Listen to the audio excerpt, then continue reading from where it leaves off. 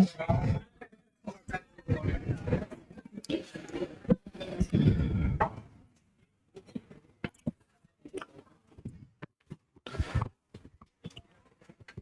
Bio में कितनी unit हमारे पास है? 10। और कितनी हमने पढ़ ली है? 2 यूनिट हमने पढ़ ली। पहली कौन सी? सेल, और दूसरी जेनेटिक्स एंड एवोल्यूशन। आज हम लोग तीसरी यूनिट की शुरुआत करेंगे, बायोटेक। और बायोटेक में मैंने कल भी आपको बताया था, नहीं बताया था? क्या बताया था? कि छोटी यूनिट है लेकिन सवाल काफी ज्यादा पूछे आते हैं। मतलब यहां से करीब 10 से 15 सवाल पूछे जाते हैं। इसी साल ये जो चैप्टर आप पढ़ने जा रहे हैं, इसी 7 सवाल पूछे गए थे। तो छोटी सी यूनिट और फिक्स पैटर्न है। मतलब मैं आपको गिना सकता हूं कि कहां कहां से सवाल आता है। एग्रोजिल इलेक्ट्रोफोरेसिस का एक सवाल आता ही आता है, एक पीबीआर 322 का, एक वो ब्राइट ऑरेंज कलर वाला सवाल आता है। तो एकदम गिने चुने सवाल हैं, वहीं से पूछे आते हैं, है ना। तो चलिए स्टार्ट करते हैं हम लोग। पहला सवाल है यहां पर, the process of separation and purification of express protein, this is called down stream processing. और जो बायोसिंथेटिक स्टेज है उसे क्या कहते हैं? Upstream processing. जो प्रोडक्ट का फॉर्मेशन हो रहा बायोरिएक्टर में उसे कहते हैं अपस्ट्रीम। और प्रोडक्ट बनने के बाद की जो घटना है that is called down stream. क्या इसमें केवल सेपरेशन और प्यूरिफिकेशन ही होता है? नहीं बेटा, ये तो 2 स्टेप हैं, और भी कई सारे स्टेप हैं। तीसरा क्या था? Adding preservative. प्रिजर्वेटिव ऐड करते हैं ताकि प्रोडक्ट खराब ना हो। भाई इंसुलिन हमने बनाया, और इंसुलिन को मार्केट में जब हम बेचेंगे तो उसकी कुछ एक्सपायरी होगी ना। और एक्सपायरी मतलब तब तक दवाई खराब नहीं होगी, और खराब होने से बचाने के लिए हम क्या करेंगे? प्रिजर्वेटिव ऐड करेंगे। भाई नॉर्मली अगर हम आम को अपने घर में ऐसे रख दें तो सड़ जाएगा, लेकिन सिरके में तेल में रख देते हैं तो सुरक्षित रहता है ना। तो सिरका, तेल, नमक, ये सब क्या है? प्रिजर्वेटिव। चौथा, क्लिनिकल ट्रायल। अगर ड्रग है तो क्या करते हैं? क्लिनिकल ट्रायल करते हैं और फिर मार्केटिंग कर देंगे। क्या करते हैं अगला स्टेप? हाँ, क्वालिटी टेस्टिंग। और क्वालिटी टेस्टिंग के बाद मार्केट में रिलीज करते हैं। एक बार बेटा देख ही लिया करो उसको, तो बता नहीं पा रहे हो कुछ। A gene whose expression help to identify transform cell is known as selectable marker. Selectable marker से हम ये पहचान करते हैं कि कौन सी सेल रिकॉम्बिनेंट और कौन सी नॉन रिकॉम्बिनेंट है। जैसे अगर हमने बैम H1 साइट पे कट किया, कहां पर, और हमने रिकॉम्बिनेंट बनाया, और रिकॉम्बिनेंट और नॉन रिकॉम्बिनेंट दोनों को हमने एम्पिसिलिन में डाल दिया, तो कौन जिंदा रहेगा? दोनों। और टेट्रासाइक्लिन में कौन? नॉन रिकॉम्बिनेंट जिंदा रहेगा और रिकॉम्बिनेंट मर जाएगा। इसका मतलब इस केस में tetracycline resistant gene is the selectable marker. अगर सेल 1 पे कट करेंगे तो tetracycline resistant gene is selectable marker. PST1 पे काटेंगे तो ampicillin resistant gene is selectable marker. PVU1 पे काटेंगे तो ampicillin resistant gene is selectable marker. What is criterion for DNA fragment movement on agrozil electrophoresis? तो agrozil electrophoresis का use क्यों करते हैं? Separation of desire DNA fragment. RDT में कितने स्टेप हैं? 7। पहला कौन सा? Isolation of DNA. दूसरा, फ्रेगमेंटेशन ऑफ डीएनए। तीसरा, सेपरेशन ऑफ डिजायर डीएनए। चौथा, लाइगेशन। पांचवा, ट्रांसफरिंग। छठा, कल्चरिंग। और सातवां, एक्सट्रैक्शन। तो एग्रोजिल इलेक्ट्रोफोरेसिस में जो डीएनए होता है उसको विल के अंदर रखते हैं, और विल किस साइड होता है? कैथोड की साइड। और डीएनए मूव किधर करता है? एनोड की साइड। एनोड पे कैसा चार्ज? और डीएनए पे तो निगेटिव को पॉजिटिव अट्रैक्ट करेगा। तो अब यहां पर देख के बताओ क्या करोगे? Smaller the fragment size farther it moves. जितना छोटा सेगमेंट होगा उतना दूर तक जाएगा। Positively charge fragment move to the farther end. ये तो गलत बात है ना। क्या गलत? अरे पॉजिटिवली चार्ज होगा ही नहीं ना डीएनए। डीएनए तो निगेटिवली चार्ज है ना। Negatively charge fragment do not move. गलत बात है, मूव करेगा। The larger the fragment size the farther it moves. गलत है। Larger the fragment size smaller it moves. Come distance तक मूव कर पाएगा ये। The correct order of step in PCR is, step बताओ, पहला डिनेचुरेशन, दूसरा एंडलिंग, तीसरा एक्सटेंशन। और पीसीआर क्यों यूज करते हैं? एम्प्लीफिकेशन करने के लिए, है ना। और यहां पर अगर हम 30 बार साइकिल चलाएंगे तो कितने गुना? 1 बिलियन, मतलब 100 करोड़ कॉपी बन जाएंगे। और यहां पर जो डिनेचुरेशन है, उस डिनेचुरेशन में हाई टेम्परेचर यूज करते हैं, दोनों स्टैंड अलग होते हैं। और फिर हम लोग प्राइमर यूज करते हैं, कितने सेट? 2 सेट। अभी सवाल पूछा भी था पिछले टेस्ट में, तो 2 सेट ऑफ प्राइमर का यूज करते हैं। प्राइमर क्या होते हैं? स्मॉल केमिकली सिंथेसाइज ऑलिगोन्यूक्लियोटाइड, और ये कॉम्प्लीमेंट्री होते हैं 3 प्राइम एंड के, और ये प्रोवाइड करते हैं 5 प्राइम एंड। और क्या यहाँ नॉर्मल डीएनए पॉलीमरेज यूज हो सकता है? नहीं। क्या यूज करेंगे? Tag polymerase. किससे मिलता है? थर्मस एक्वेटिकस बैक्टीरिया से। ये बैक्टीरिया कहाँ मिलता है? Hot went and sulphur spring में, जहां टेम्परेचर 100 डिग्री से ज्यादा है, और ये हाई टेम्परेचर पे अपना काम कर सकता है। पीसीआर को किसने इन्वेंट किया? कैरी मुलिस के द्वारा। Which one of the following equipment is essentially required for growing microbe on a large scale?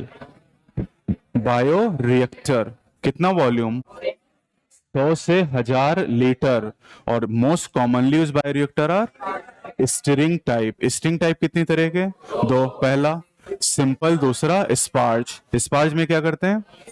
Air को बबल के फॉर्म में भेजते हैं, बाकी सब चीज कॉमन नहीं होती।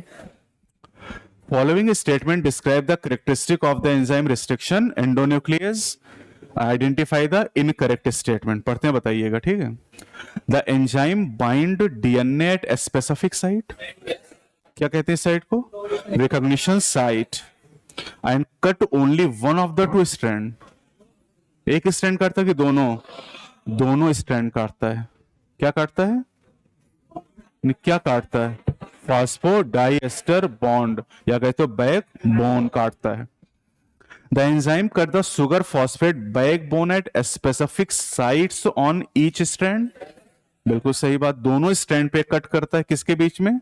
जी और ए के बीच में। किसकी बात हो रही? इको R1 की। किसकी बात हो रही? Eco R1। The enzyme recognise a specific palindromic nucleotide sequence in DNA. Yes, लेकिन ये जो पैलिंड्रोम है, ये शब्दों के पैलिंड्रोम से अलग है, क्योंकि यहां दोनों स्ट्रैंड को यूज करना है, तभी पैलिंड्रोम बन पाएगा। The enzyme cut DNA molecule eight identified position with in the DNA. बिल्कुल एकदम फिक्स पोजीशन है। जैसे इको R1 को जब GAATTC मिलेगा तो काटेगा जी और ए के बीच में, slightly away from the centre. DNA precipitation out, अरे पढ़ तो लेने दो, तो सुन भी लो। Out of a mixture of biomolecule can be achieve by treatment with chilled ethanol. और यही कई बार सवाल पूछा गया है। और इथेनॉल को कौन प्रोड्यूस करता है? ईस्ट। ईस्ट ही तो प्रोड्यूस करता है। यही ethanol wine, beer, whisky, brandy, rum के नाम से जाना जाता है। सब में इथेनॉल ही है, तो अंतर क्या है? कंसंट्रेशन का। और विदाउट डिस्टिलेशन कौन बनते हैं? वाइन और बियर। बाकी तीनों डिस्टिलेशन से बनते हैं। अगर विदाउट डिस्टिलेशन बना रहे हैं तो मैक्सिमम कंसंट्रेशन कितना? 13%, क्योंकि 13% ज्यादा पीस्ट मर जाएगा। तो क्या अल्कोहलिक बेवरेजेस में 13% से ज्यादा कंसंट्रेशन हो सकता है? यस। कैसे? डिस्टिलेशन करेंगे उस केस में। चलो मैच करना। Restriction endonuclease at specific position. कौन सी position? Recognition site. Restriction exonuclease remove nucleotide from the ends of DNA. DNA ligase, join DNA fragment and Taq polymerase, extend primer on genomic DNA template. A selectable marker is used to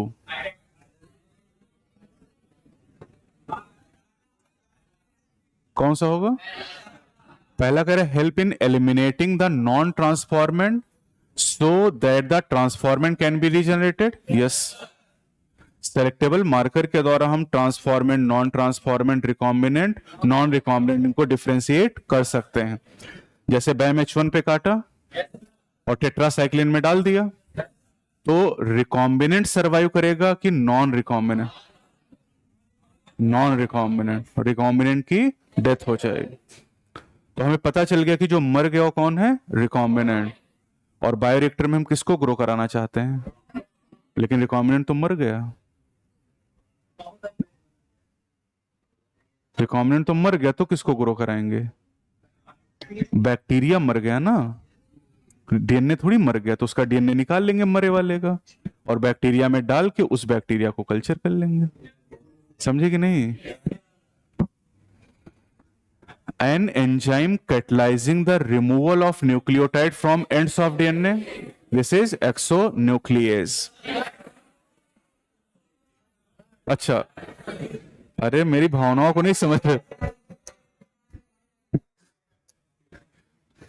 हाँ, silly mistake इसे कहते हैं ना, कि पता है और दिखाई भी दे रहा है उसके बाद भी भर के अलग चले आ रहे। 2-3 सवाल गलत करते होगे तुम लोग इसी चक्कर में। चलो, कह रहे कि 4 स्टेटमेंट दिए गए हैं डीएनए फ्रेगमेंट के लिए एग्रोज इलेक्ट्रोफोरेसिस में, इनकरेक्ट बताना है। ठीक है, पढ़ते हैं, आप बताना। DNA is negatively charge molecule and so it is loaded on gel towards the anode terminal. किधर लोड करेंगे? कैथोड। किस में लोड करते हैं? वेल में। तो वेल में लोड करेंगे कैथोड की तरफ। DNA fragment travel along the surface of gel. हाँ सही बात है, और क्या। वो जो जेल होता है पोर बना देता है, सीविंग इफेक्ट याद है, और उसी सीव के थ्रू मूव करता है। Whose concentration does not affect movement of DNA. गलत बात है, कहा था कि आपको तैरने को कहा जाए पानी में और तेल में, शहद में। हाँ, जैसे चाचा कह रहे हैं, तो किसमें आसान है? पानी में। तेल में उससे ज्यादा कठिन है, और शहद में। यानी कंसंट्रेशन बढ़ाएंगे तो मूवमेंट कम होगा। तो कंसंट्रेशन और मूवमेंट में रिलेशन है inverse. Smaller the size of DNA fragment, larger is the distance it travel through it. सही बात है। Pure DNA can be visualise directly by exposing UV radiation. नहीं। हाँ ठीक है, डीएनए को देखने के लिए 2 काम करने हैं, पहला स्टेनिंग और फिर यूवी एक्सपोजर। आप अगर स्टेनिंग करोगे और विजिबल लाइट डालोगे दिखाई नहीं देगा, स्टेनिंग नहीं करोगे यूवी एक्सपोजर करोगे दिखाई नहीं देगा। यानी आपको दोनों काम करने, स्टेनिंग भी करनी है और यूवी रेडिएशन भी यूज करना है, यूवी एक्सपोजर भी करना है आपको। और जो स्टेन हो कौन सा है? Ethidium bromide. और कैसे बैंड नजर आते हैं? Bright orange band, bright orange. तो इसने पूछा इनकरेक्ट, तो इनकरेक्ट हो गया A B D, A B D. कौन सा ऑप्शन? हाँ, 4th ऑप्शन। तुमको भी नहीं दिखाई दे रहा है? हाँ, नहीं दिख रहा है। The 2 antibiotic resistant gene on vector PBR 322। कौन सा? एम्पेसिलिन एंड टेट्रासाइक्लिन, पहले ही है। पीबीआर 322 क्या है? Plasmid. And plasmid act as vector. Plasmid की जनरली कितनी कॉपी होती हैं? 1 या 2, कभी कभी 15 से 100, और कभी कभी उससे ज्यादा कॉपी भी हो सकती। पीबीआर 322 के पास कितने सिलेक्टेबल मार्कर? 2। कितने रिकॉग्निशन सीक्वेंसेस? 8 होते हैं यहां पर। रोप 1, ori 1। Identify the wrong statement with regard to restriction enzyme. Restriction enzyme का मतलब रेस्ट्रिक्शन एंडोन्यूक्लियस, दोनों सिनोनिम है। ऐसा नहीं सोचना है कि रेस्ट्रिक्शन एंजाइम अलग होता है और एंडोन्यूक्लियस अलग होता है। रेस्ट्रिक्शन का मतलब ही एंडोन्यूक्लियस की बात कर रहे हैं। Each restriction enzyme functions by inspecting the length of DNA. पहले पूरी लेंथ का इंस्पेक्शन करता है, और उस इंस्पेक्शन में क्या ढूंढ रहा है? रिकॉग्निशन सीक्वेंसेस ढूंढ रहा है अपने ना वो। They cut the strand of DNA at palindromic site. Yes, they are useful in genetic engineering. Sticky end can be joined by using DNA ligase. ये भी सही है। अब क्या करेंगे? क्या पैलिंड्रोमिक में क्या समस्या तुमको? हाँ, ये सवाल है रेस्ट्रिक्शन एंजाइम के लिए और चौथा ऑप्शन डीएनए लाइगेज के लिए। तो कोई भी स्टेटमेंट गलत नहीं है, लेकिन चौथा ऑप्शन डीएनए लाइगेज एंजाइम के लिए है ना, और सवाल किसका है? रेस्ट्रिक्शन एंजाइम के लिए, इसलिए आंसर हो जाएगा नंबर 4। समझे कि नहीं? लेकिन एग्जाम में शायद चौथा तो एकदम तुमको सही नजर आएगा, तो तुम कहीं इधर उधर घूमोगे कि पैलिंड्रोमिक साइट पे काटता है ना? अच्छा, जेनेटिक इंजीनियरिंग क्या है ये? Core technique. दो कोर थे हमारे पास, पहला कौन था? जेनेटिक इंजीनियरिंग, और दूसरा बायो प्रोसेस इंजीनियरिंग, और इन्हीं की दोनों की वजह से मॉडर्न बायोटेक का जन्म हुआ। The sequence that control the copy number of linked DNA, this is ori site. Ori दो काम करता है, पहला रेप्लिकेशन की शुरुआत होती है यहां से, और दूसरा कॉपी नंबर को कंट्रोल करता है। यानी अगर हम कोई ऐसा डिजायर डीएनए जिसके हम ज्यादा कॉपी बनाना चाहते हैं, तो हम एक ऐसे वेक्टर को सेलेक्ट करेंगे जिसका ओराई हाई कॉपी को सपोर्ट करता हो। Correct pair from the following, तो ligase join the 2 DNA molecule, सही बात है। लाइगेज का class 6। Polymerase break the DNA into fragment, कुछ तो बताओ बेटा। पॉलीमरेज क्या डीएनए को काटता है क्या? कौन काटता है? आरई काटता है। पॉलीमरेज क्या करता है? पॉलीमराइजेशन, अबे नाम ही बता रहा है, पॉलीमराइजेशन कराता है। डीएनए पॉलीमरेज डीएनए बनाता है, आरएनए पॉलीमरेज आरएनए बनाता है, पॉलीमराइजेशन कराता है ना, मोनोमर को जोड़ के। डीएनए पॉलीमरेज का मोनोमर क्या है? डीएनटीपी, वही न्यूक्लियोटाइड है ना। Nucleases separate the 2 strand of DNA, कुछ तो बताया करो बेटा। 2 डीएनए स्ट्रैंड को अलग करने के लिए हेलिकेज यूज होता है। हेलिकेज, क्योंकि हेलिक्स को अलग करना है ना, तो यहाँ हेलिकेज यूज होता है। Exonuclease make cut at specific position, ये किसकी बात है? एंडोन्यूक्लियेज। तो क्या पूछा है? करेक्ट, पहला करेक्ट हो गया, बाकी तीनों इनकरेक्ट हैं। In gel electrophoresis, separated DNA fragment can be visualized with the help of ethidium bromide in UV radiation। कैसे बैंड? ब्राइट ऑरेंज कलर के बैंड, क्लोरोफिल ए, ब्राइट और blue green, chlorophyll B, yellow green, carotenoid, yellow to yellow orange, और xanthophyll yellow colour का। The specific palindromic sequence recognized by EcoR1, पहला हो जाएगा क्या? ये हो जाएगा। और क्या ये आपको पैलिंड्रोम नजर आ रहा है? लेकिन दोनों स्ट्रैंड को इन्वॉल्व करना है। कितने रिस्ट्रिक्शन एंडोन्यूक्लियस खोजे जा चुके हैं? 900 से ज्यादा। कितने स्ट्रैंड से? 230। और हर एंजाइम का रिकॉग्निशन सीक्वेंस अलग अलग है। और हमें केवल कितने याद करने हैं? एक ही तो सीक्वेंस याद करना है। एंजाइम कितने याद करने हैं? 9 एंजाइम, 9 याद करने हैं, लेकिन रिकॉग्निशन सीक्वेंस केवल एक। Bacillus thuringiensis cry protein, BT है ना ये, और बीटी के पास होता है क्राइजीन। अगर बोलवर्म को कंट्रोल करना है तो क्राई, चलो बोलवर्म वाला कठिन हो गया, पहले कौन बोरर की बात करते हैं। क्राई 1AB, ये याद है।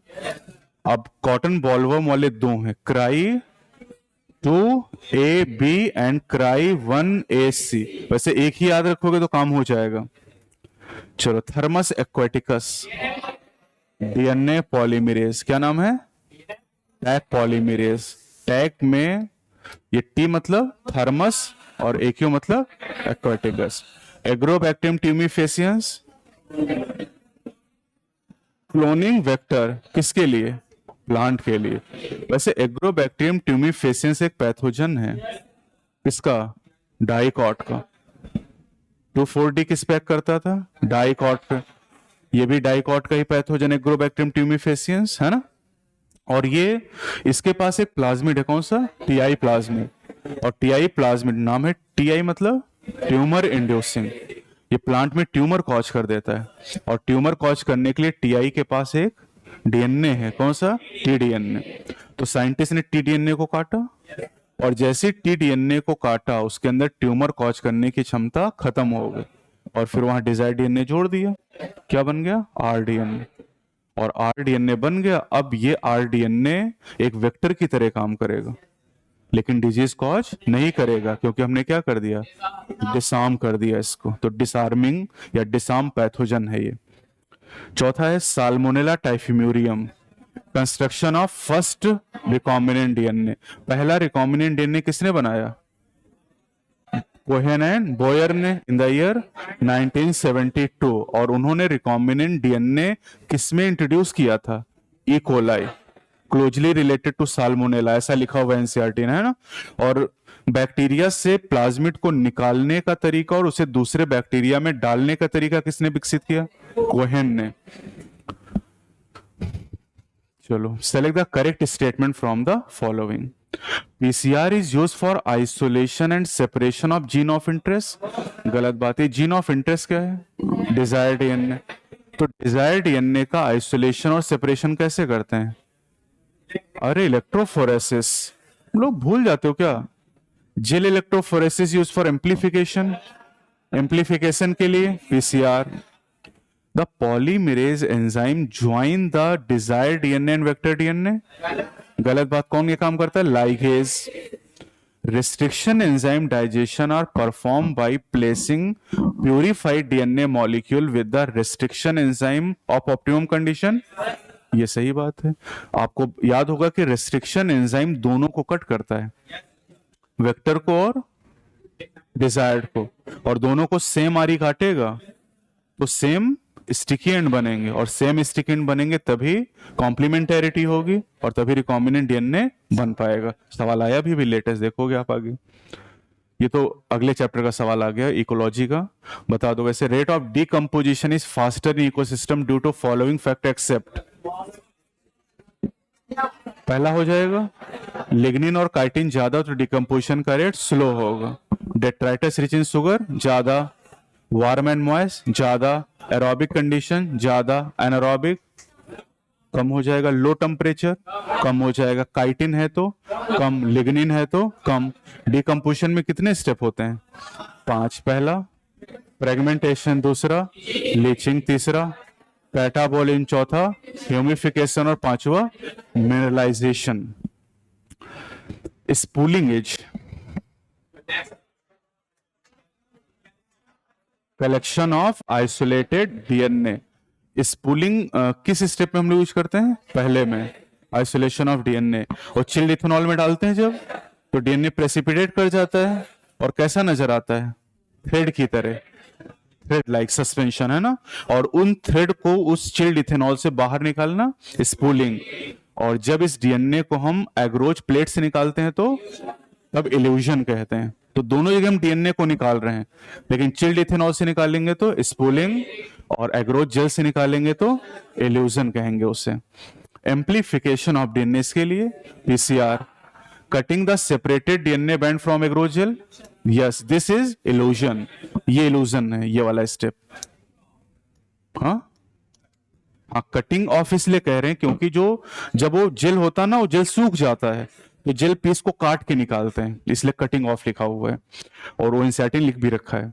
Transfer of separated DNA fragment to synthetic membrane, this is blotting.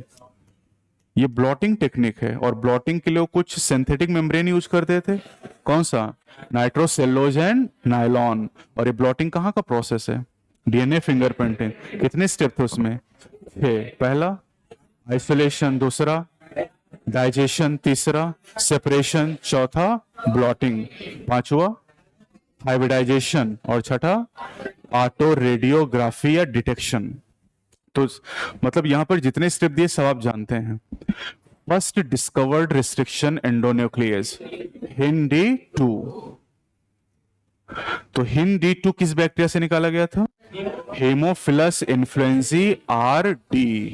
और इकोआर1 स्टर्चिया कोलाई RY13। और आप जानते हैं नाम लिखने का एक तरीका होता है, नॉमेनक्लेचर। नाम का पहला लेटर जीनस से आता है, दूसरा तीसरा लेटर स्पीसीज से आता है, चौथा लेटर स्ट्रेन से आता है, और Roman number order of isolation को बताता है। In recombinant DNA technology antibiotic are used. अब देखो ये बात सही तो नहीं है, लेकिन मजबूरी में हमें करना पड़ेगा, नीट का सवाल है। हमने अच्छे तरीके से पढ़ा है कि antibiotic resistance gene are selectable marker. Antibiotic तो सेलेक्टेबल मार्कर नहीं है टेक्निकली अगर हम देखें, लेकिन अगर फंक्शन हम लोग चेक करें तो हमें थोड़ा बहुत समझ में आएगा कि हाँ एंटीबायोटिक का यूज होता है। जैसे हमने बैम H1 पे कट किया, और बैम H1 पे जब हमने कट किया तो उस केस में सेलेक्टेबल मार्कर कौन होगा? कौन? Tetracycline resistant gene is the selectable marker. NCERT लिख रखा प्रॉपर। लेकिन ये सेलेक्टेबल मार्कर का काम तभी कर पाएगा जब हम रिकॉम्बिनेंट और नॉन रिकॉम्बिनेंट को टेट्रासाइक्लिन एंटीबायोटिक में डुबोएंगे। तो जो मर जाएगा वो रिकॉम्बिनेंट, और जो जिंदा रहेगा वो, यानी सेपरेट हम तभी कर पा रहे जब एंटीबायोटिक यूज कर रहे हैं। इसलिए मजबूरी में हमें आंसर करना पड़ेगा। मतलब अगर एंटीबायोटिक लिखा है या एंटीबायोटिक रेजिस्टेंट जीन लिखा है तो फिर हम सेलेक्टेबल मार्कर कर लेंगे। वैसे होना चाहिए सेकंड ऑप्शन। भाई एंटीबायोटिक को हम मीडियम को बैक्टीरिया फ्री यूज करने के लिए यूज कर सकते हैं, लेकिन मानेगा नहीं वो एग्जाम में। तो जो उसने मान रखा हम भी वही मान लेंगे। है नहीं ये सही बात बहुत, लेकिन तब भी हम ये मान लेंगे कि एंटीबायोटिक आर सेलेक्टेबल मार्कर। हमें याद है कि antibiotic resistant gene are selectable marker, लेकिन मजबूरी में ये हम करेंगे। In a mixture DNA fragment are separated by electrophoresis. इससे क्या करते हैं? एम्प्लीफिकेशन। इससे क्या करते हैं? Sterile ambience. बायो प्रोसेस का ही काम है ना, स्टेराइल एम्बियंस। रिस्ट्रिक्शन डाइजेशन से हाँ स्टिकेंड बनाते हैं ताकि रिकॉम्बिनेंट डीएनए बना सकें।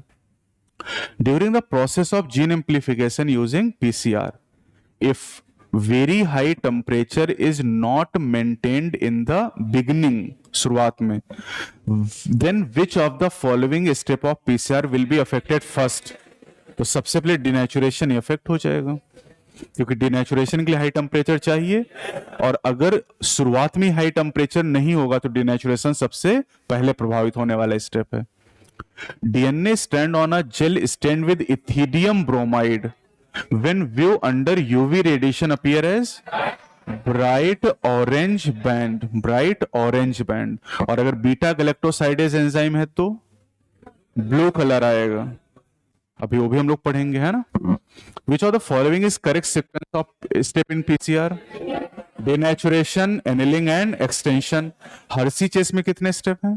3। पहला इन्फेक्शन, दूसरा ब्लेंडिंग, और तीसरा सेंट्रीफ्यूगेशन।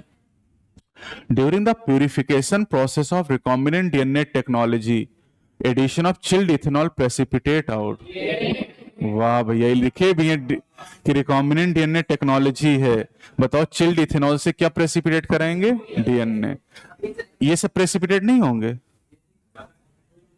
नहीं होंगे। क्यों? ये तो डाइजेस्ट ही हो गया ना। इसके लिए प्रोटीएज, अभी प्रोटीन है ना, पॉलीसैकेराइडेज, कार्बोहाइड्रेज।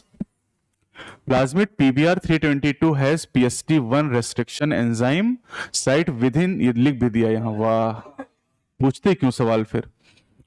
That provide ampicillin resistance. If this enzyme is used for inserting a gene for beta galactoside production and the recombinant plasmid is inserted an E. coli strain, तो अगर एम्पिसिलिन पे हमने पीएसटी, ये PST1 क्या है बेटा? यही बड़ा सवाल हो गया। अबे PST1 इज आरई, बैल कहीं के। रिकॉग्निशन जो सीक्वेंस होता हो तो 6 बेस पेयर का बना होता है ना, तो PST1 क्या है? आरई। और इसका रिकॉग्निशन सीक्वेंस पता है? नहीं। लेकिन हमें ये तो पता, और लिख के भी दिया कि ये जो एंजाइम है, ये एंजाइम इसकी साइट कहां पर है? एम्पिसिलिन पे। और कह रहे हैं इस PST1 साइट पे एंजाइम काट के एक दूसरा बीटा गैलेक्टोसाइडेज एंजाइम के लिए जीन ऐड कर देता है, तो इससे कौन सी प्रॉपर्टी खत्म हो जाएगी? एम्पिसिलिन रेजिस्टेंस खत्म हो जाएगा। अब ऑप्शन पढ़ते हैं क्या लिखा है। It will not be able to provide ampicillin resistance to the host cell. सही बात है क्या? बिल्कुल, क्योंकि एम्पिसिलिन रेजिस्टेंस खत्म हो गए। फिर पढ़ते हैं, the transform cell will have the ability to resist ampicillin as well as produce beta galactoside. गलत बात हो गई, एम्पिसिलिन रेजिस्टेंस अभी शो नहीं करेगा। It will lead to lysis of the host cell,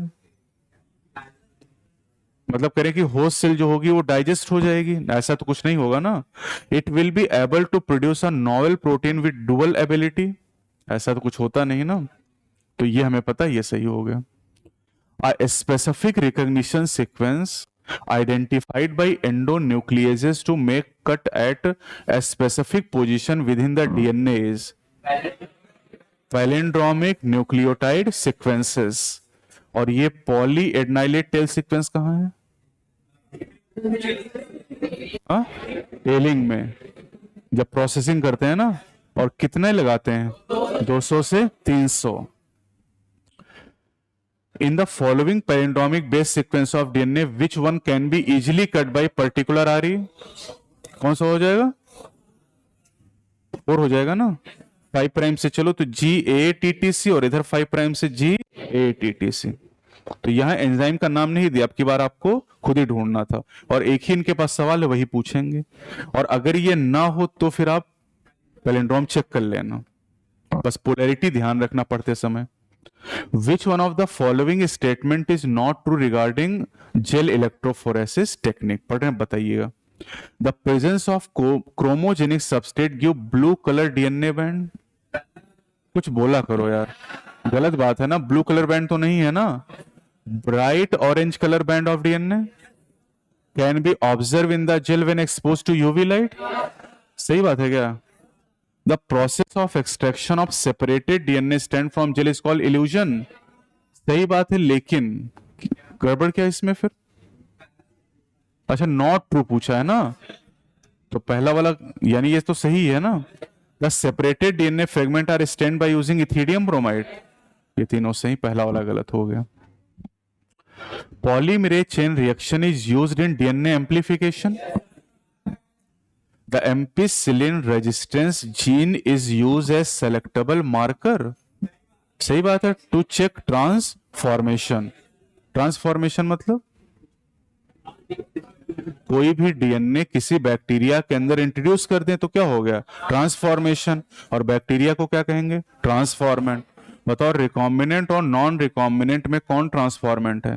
दोनों, क्योंकि दोनों के अंदर बाहर डीएनए तो डाला गया है ना। तो अगर बैम H1 पे काटा है और दोनों ट्रांसफॉर्मेंट को एम्पिसिलिन में डाल दें तो कौन सरवाइव करेगा? दोनों। और टेट्रासाइक्लिन में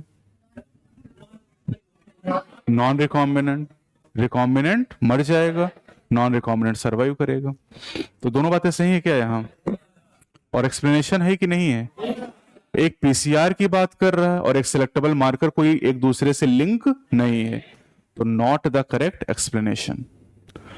RE recognize a specific sequence to cut DNA known as palindromic nucleotide sequence।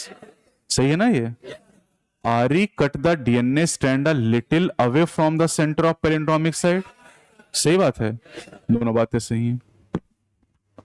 Which of the following is not a desirable feature of a cloning vector?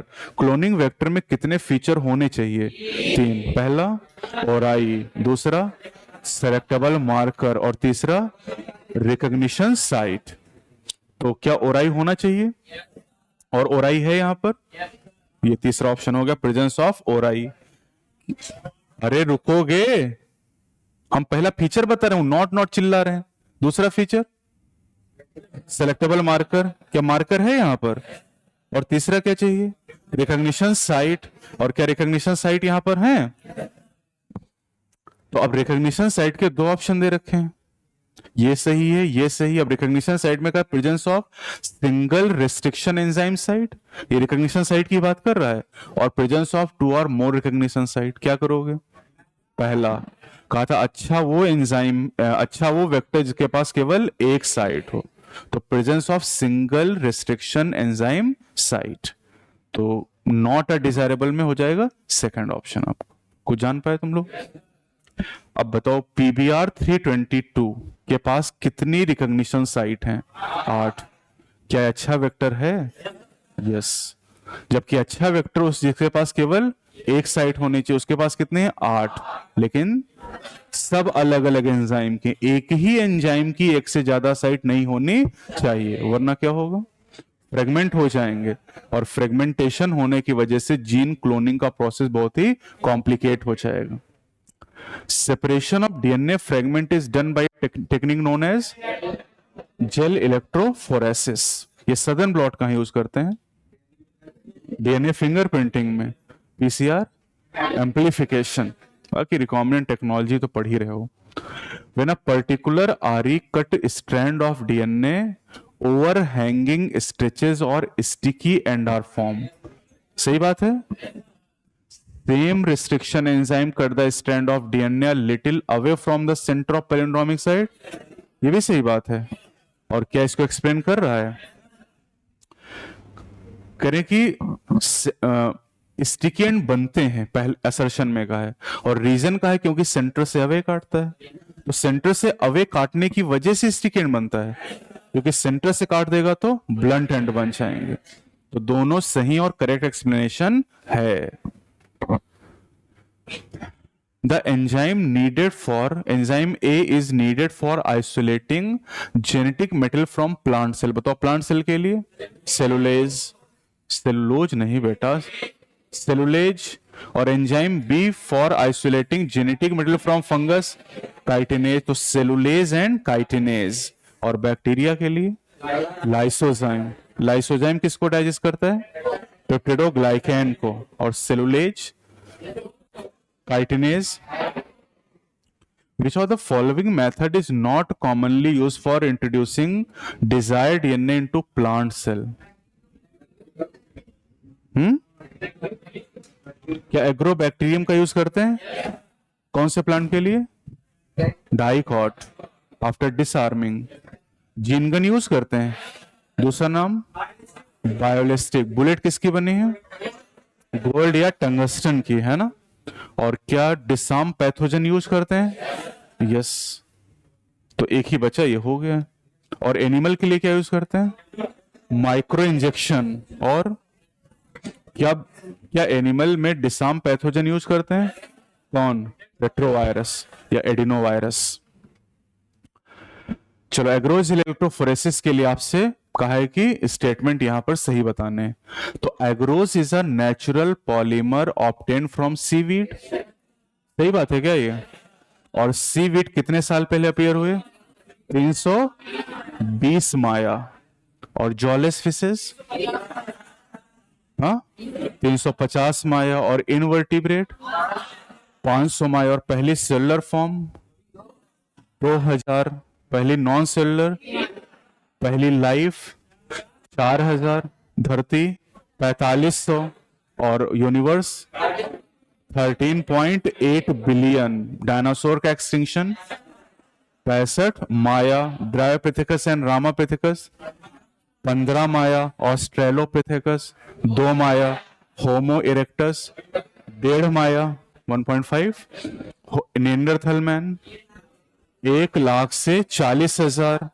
Modern man 75,000 से 10,000। क्यो पेंटिंग 18,000। और agriculture 10,000। तो बस ऐसे ही पढ़ना कि exam तक सब टिप पे याद हो जाए, हर एक बात वहां देखें और सीधे आंसर टिक करके चले आए।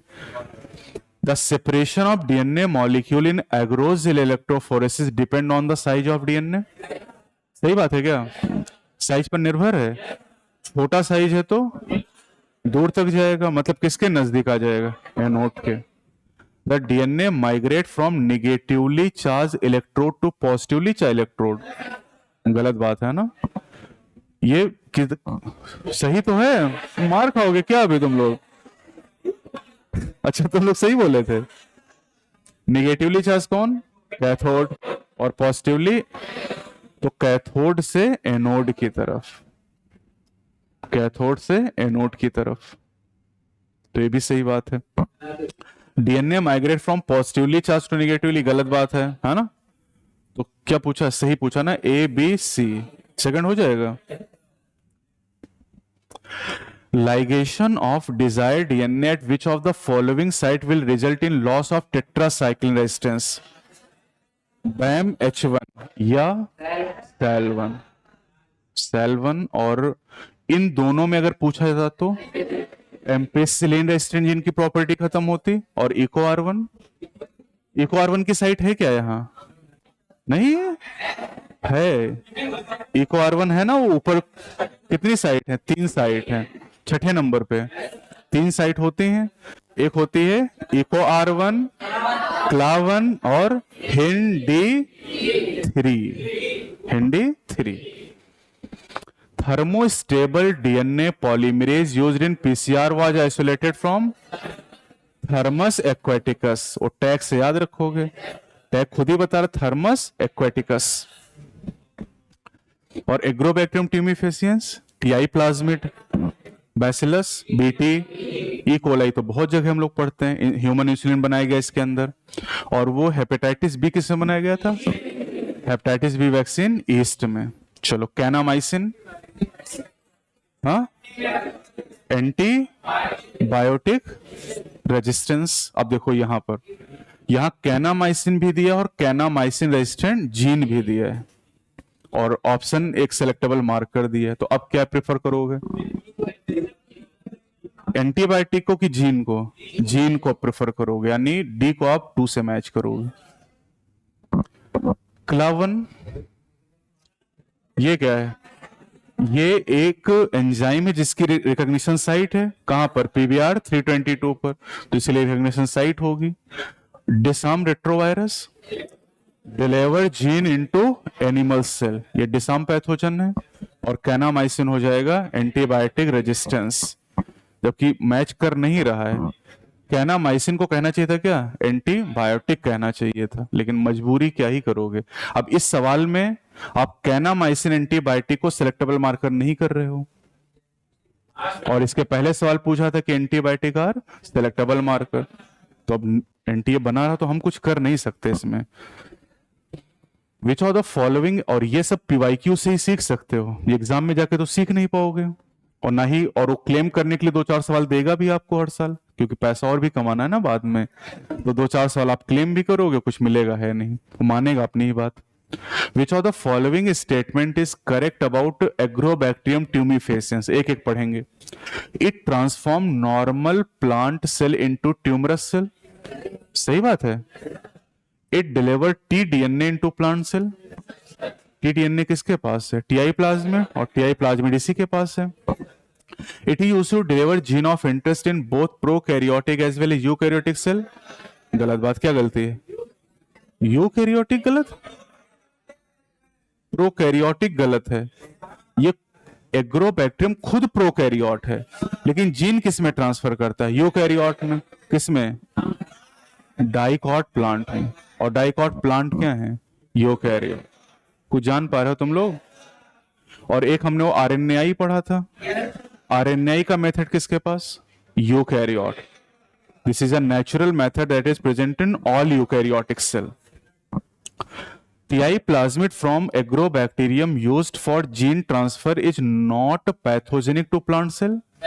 सही बात, क्योंकि डिसार्म कर दिया गया ना, तो अब TI plasmid पैथोजेनिक नहीं है। तो क्या पूछा है? इनकरेक्ट, तीसरा हो जाएगा incorrect. Which of the following can act as molecular scissor? Restriction enzyme, scissor कह सकते हैं, नाइफ कह सकते हैं, आरी कह सकते हैं। Hind to always cut DNA molecule है बेस पेयर। कितने बेस? हाँ, ये भी ध्यान रखना एग्जाम में, बेस पूछेगा तो 12 कर लेना, 6 याद करके गए। What is the fate of a piece of DNA carrying only gene of interest which is transferred into an alien organism? करें डीएनए के उस टुकड़े का भविष्य क्या होगा जिसके पास केवल डिजायर डीएनए है? पहला option, a piece of DNA would be able to multiply itself independently. गलत है। क्यों? क्या गलती है? मल्टीप्लाई नहीं कर पाएगा, क्योंकि जीन ऑफ इंटरेस्ट के पास ओराई नहीं, इसलिए तो इंसुलिन को हमें जोड़ना पड़ता है। क्योंकि इंसुलिन जीन के पास अपना ओराई नहीं है। हाँ, जब ये हमारे क्रोमोसोम का पार्ट था तब ओराई था इसके पास, लेकिन हमने तो काट के निकाल दिया ना। It may gate integrated into the genome of recipient, बिल्कुल, ये जो रेसिपिएंट यानी जो होस्ट उसके जीनोम के साथ इंटीग्रेट हो सकता है।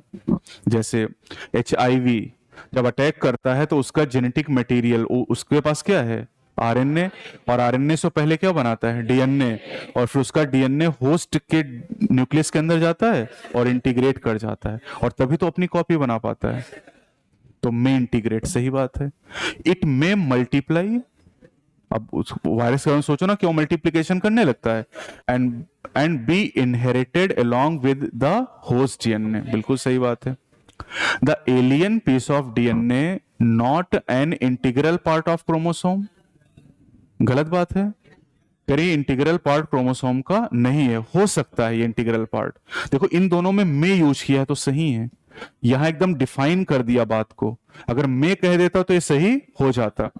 It shows ability to replicate, ये तो पहला वाला ही हो गया ना। यहां भी तो वही कहा, एबिलिटी टू मल्टीप्लाई, यहां भी करा एबिलिटी टू मल्टीप्लाई, मतलब ये बात हो गई गलत। बस यहां तक पहुंचने की जरूरत पड़ेगी ही नहीं आपको, पहले ही हो जाएगा ना, बी एंड सी। किसका डायग्राम है ये, PBR 322, और ये तो अब अच्छे से पहचान भी गए होगे तुम लोग। यहाँ पर X और Y आपसे पूछे गए, तो X बताओ क्या है, ओराई, और Y क्या है, रोप। तो रोप किसके लिए कोड करता है, प्रोटीन के लिए, जो रेप्लिकेशन ऑफ प्लाज्मिड में इन्वॉल्व होती।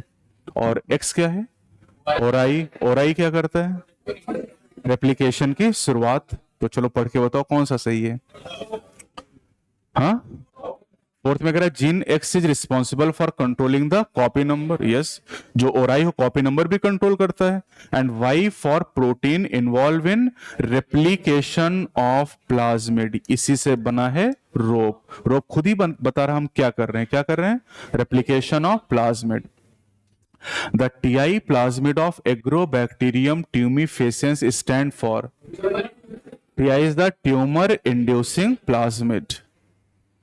Which of the following statement is incorrect? चलो एक एक पढ़ते हैं। Bioreactor are use to produce small scale bacterial culture, गलत बात, किसके लिए, लार्ज स्केल, कितना वॉल्यूम, 100 से 1000 litre. Bioreactors have an agitator system, क्या काम है, मिक्सिंग, एजिटेटर का काम है mixing. N oxygen delivery system, a foam control system.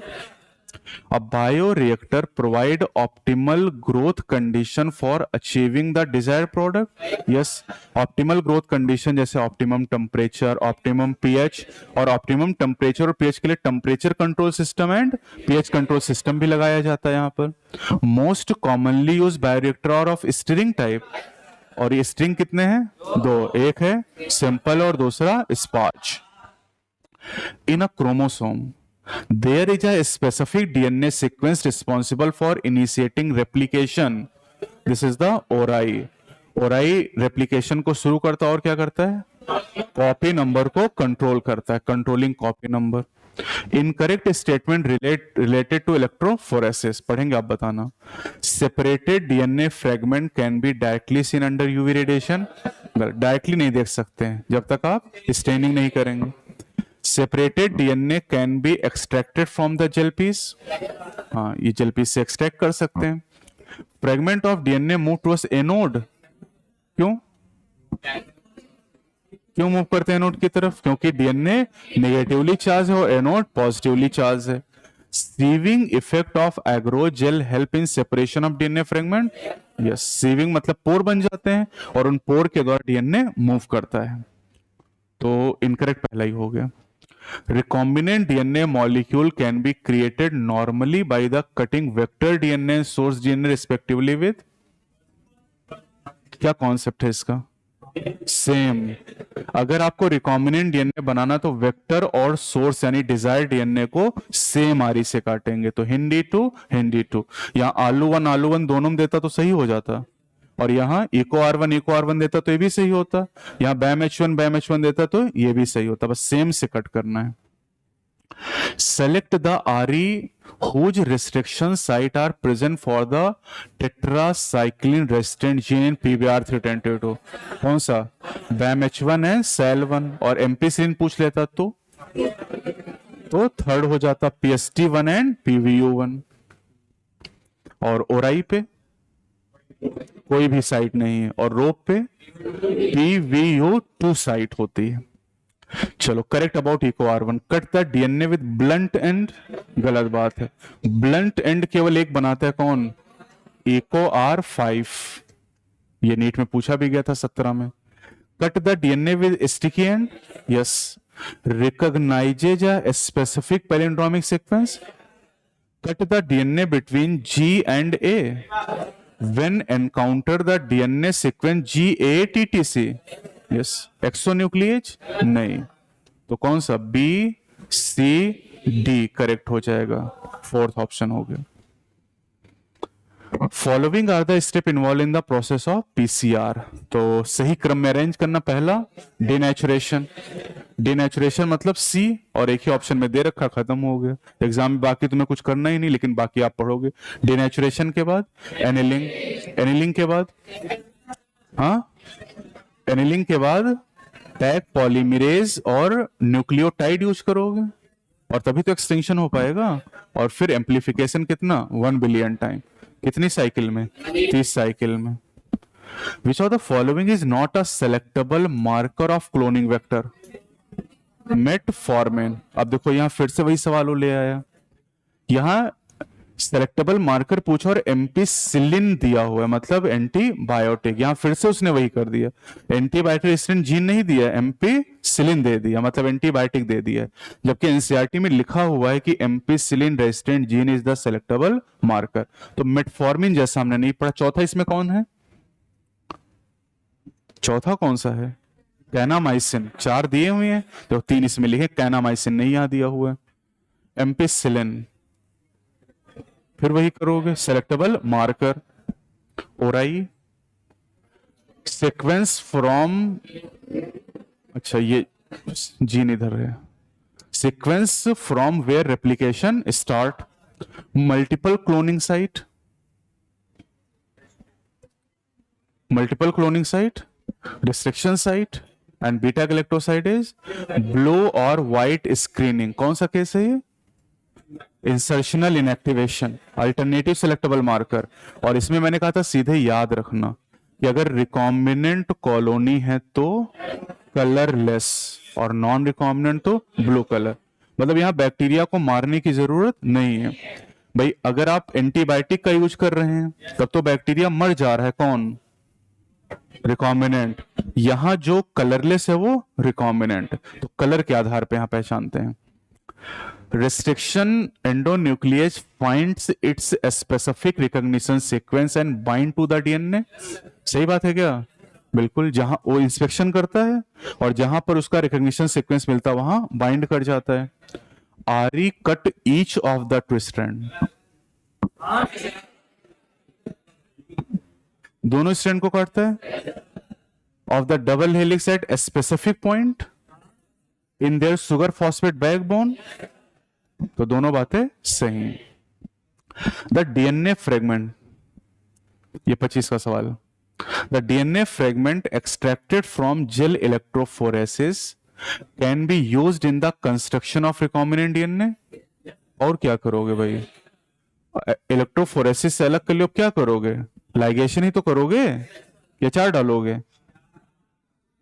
Smaller size DNA fragment are observe near anode. Smaller size वाले दूर जाएंगे, तो दूर किसकी तरफ? Anode. While larger fragment are found near the wells in agarose gel. बिल्कुल सही बात। अब ये सब लिखा नहीं है एनसीईआरटी ने, लेकिन वो डायग्राम से सारी कहानी पूछ रहा है, तो दोनों बातें सही है क्या? नीट 25 का ये भी है। Which of the following enzyme are not essential for gene cloning.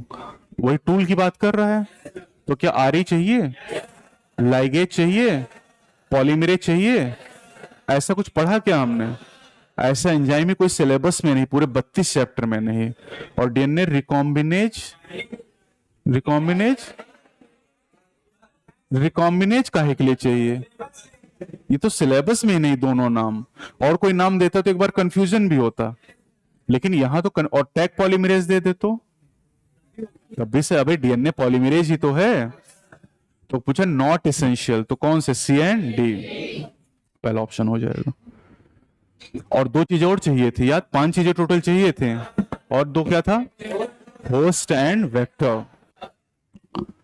चलो कह रहा कि द ब्लू, स्टेटमेंट पढ़ रहे हैं, the blue colour colony have DNA insert in the plasmid and they are identified as recombinant colony. तो हमने सीधे याद कर रखा, रिकॉम्बिनेंट कॉलोनी कैसी होती है, कलरलेस। यहां ब्लू लिख दिया, गलत हो गया, ऐसे पहचान लोगे। The colonies without blue colour have DNA insert in the plasmid and are identified as recombinant. हाँ सही बात है, recombinant colony without blue colour है, और हैव डीएनए इंसर्ट, रिकॉम्बिनेंट है यानी इंसर्ट है ना कोई, तो ये सही हो गया। और यही तो इंसर्शनल इनएक्टिवेशन है, क्योंकि इंसर्ट किया गया और इस वजह से कलर नहीं आया, इनएक्टिव हो गया बीटा गैलेक्टोसाइडेज। चलो ये एक डायग्राम बना के दिया उसने, ये डायग्राम ना भी दे तब भी हम कर लेंगे, लेकिन थोड़ा सा डायग्राम से वो पूछ रहा है कि in the above represented plasmid an alien piece of DNA, मतलब desired DNA is inserted at Eco R1 site. तो यहाँ इको R1 साइट दिखाई दे रही है, ये वाली इको R1 साइट है। और which of the following strategies will be selected to select the recombinant colonies। तो अगर इको R1 का हम यूज कर रहे हैं, ठीक, इस जगह पर कट किया गया और एक डिजायर्ड डीएनए लाके जोड़ दिया गया, तो क्या बन गया, रिकॉम्बिनेंट डीएनए, आरडीएनए बन गया। और जैसे इको R1 को काटेंगे, इसकी प्रॉपर्टी खत्म, और आपको पता है बीटा गैलेक्टोसाइडेज की प्रॉपर्टी खत्म हो गई तो ब्लू कलर नहीं आएगा। तो कौन सा ऑप्शन, हाँ, white colour colonies will be selected, खत्म हो गया। अगर रिकॉम्बिनेंट आपको यहां लिखा select to the recombinant colonies, तो व्हाइट कलर, और सीधे अब ये ना भी दिया हो डायग्राम, ऊपर कुछ ना लिखा हो, हमसे पूछे रिकॉम्बिनेंट कॉलोनी कौन है, व्हाइटलेस, व्हाइट या कलरलेस, और यही अगर पूछे नॉन रिकॉम्बिनेंट तो blue colour colonies will be selected. PCR amplified DNA following the equation, ये ऑप्शन थोड़े गड़बड़ हो गए, ये होगा टू द पावर n, ये सही है क्या, यस। लेकिन ये तो केवल याद करने के लिए, अगर सवाल कोई पूछेगा तो उसको सिंपल तरीके से लगाएंगे। जैसे पिछले टेस्ट मैंने एक सवाल दिया था और उसमें ज्यादातर बच्चों ने ध्यान नहीं दिया, मैंने कहा कि 2 डीएनए से शुरू करना है, कितने डीएनए हैं, 2, और कितनी साइकिल बताई थी, 4। अब वहां ये फॉर्मूला लगाओगे तो गड़बड़ हो जाएगा, ये 1 से शुरू करोगे तब आएगा हमेशा। अब अगर 2 डीएनए और 4 साइकिल चलानी तो एक बार में 4, अबे डबल ही तो करना है, 2 बार में 8, 3 बार में 16 और 4 बार में 32। ये आंसर ऐसे निकालना एग्जाम में, उस फॉर्मूले के चक्कर में मत पड़ना। फॉर्मूला टू द पावर 4 लगाओगे 16 तक पहुंच पाओगे, क्योंकि फॉर्मूला केवल तभी काम करेगा जब शुरुआत एक डीएनए से हो। अब 2 डीएनए से कहा गया, 10 से कहा गया, 50 से कहा गया, तो सीधे जितनी साइकिल कहा है उतनी बार आप डबलिंग करते चले जाओगे। क्या मेरी बात समझ में आ रही है? Identify the part of bioreactor which is used as foam breaker from the given figure. Foam breaker ये वाला दिखाई दे रहा है क्या, ये फोम ब्रेकर, ये बी क्या दिखाई दे रहा है, मोटर दिखाई दे रही है, वो एजिटेटर सिस्टम दिखाई दे रहा है ना, और ये स्ट्राई लेयर वाला पार्ट हो गया, तो सी वाला हो जाएगा। सी कहां दिया है, अब सी वाला सी पे मत लगाना, सी वाला कहां लगाना है, 4 पे लगाना है, बस सी देख के और वहां तीसरा गोला भर दिए।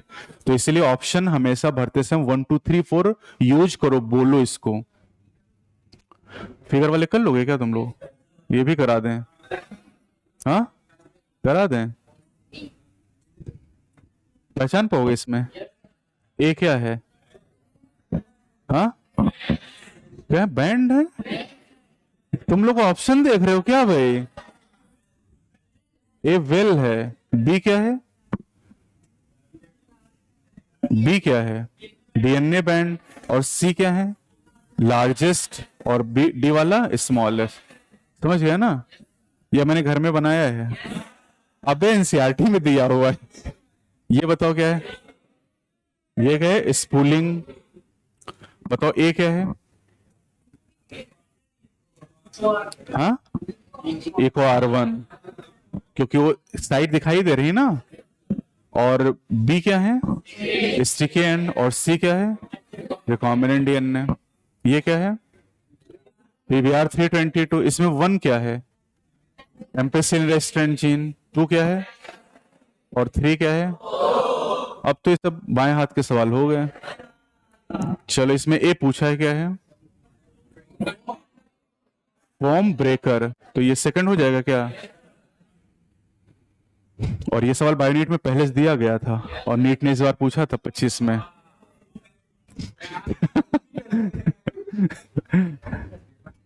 तो ये चैप्टर आपका कंप्लीट हो गया। रिवाइज करोगे कुछ? क्या क्या करा दें, बताओ। हाँ, शुरुआत से। इधर से चलते हैं, इवोल्यूशन से चलते हैं हम लोग, है ना। इवोल्यूशन से लौटते हैं उधर सेल की तरफ। जितना हो जाएगा उतना करा देंगे। तो शुरुआत कहां से करते हैं? Stellar distances are measured in light year. Universe की ओरिजिन की कौन सी theory? Big bang theory. Miller experiment कब किया गया?